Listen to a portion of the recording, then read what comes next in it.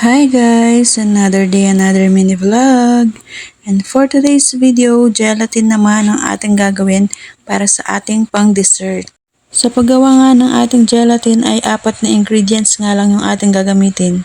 Gagamit nga lang tayo ng tubig, powdered gulaman, yung ating condensed at evap. Naglagay nga lang ako ng 5 cups of water dito sa ating casserole. Kaso nga lang ay maliit nga yung una nating napaglagyan kaya naman pinalitan ko nga ng mas malaki. At inilagay ko na nga yung powdered gulaman, yung ating evap at isinunod ko na nga rin yung ating condensed milk. Imimekos-mekos nga lang natin yan mga insan hanggang matunaw yung gulaman powder. At pag natunaw na nga yung powder gulaman, isasalang na nga natin siya sa mahinang apoy.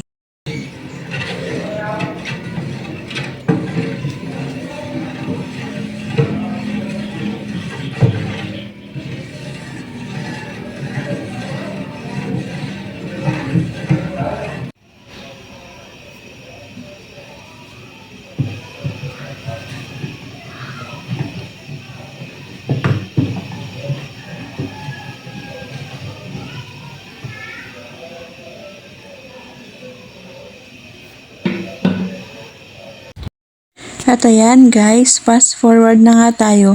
Naluto na nga yung ating gelatin kaya naman isasali na nga natin dito sa ating mga small cups. Natira ko nga lang tong mga cups na to dun sa ginawa kong fruit salad kaya naman gagamitin na nga natin dito sa ating gelatin. Mas maganda nga itong mga ganitong lagayan para hindi na nga mahirapan kumuha ng gelatin yung ating mga bisita. Habang nilalagay ko nga itong gelatin sa lagayan ay may dalawang chikiting nga ako na nangungulit sa akin dito. Nanghihingi na nga rin sila ng gelatin kaso nga lang ay mainit-init pa nga. Kaya naman ang sabi ko nga ay palalamigin nga muna namin dito sa aming ref. At ayan, natapos ko na nga isalin yung ating gelatin dito sa mga lagayan at may natira pa nga kaya inilagay ko na lang sa malaking tupperware.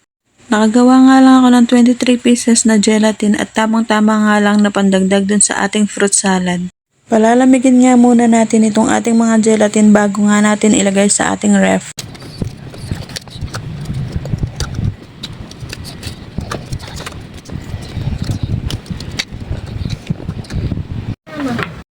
At ayan, dahil lumamig na nga yung ating gelatin kaya naman ilalagay na natin dito sa ating ref.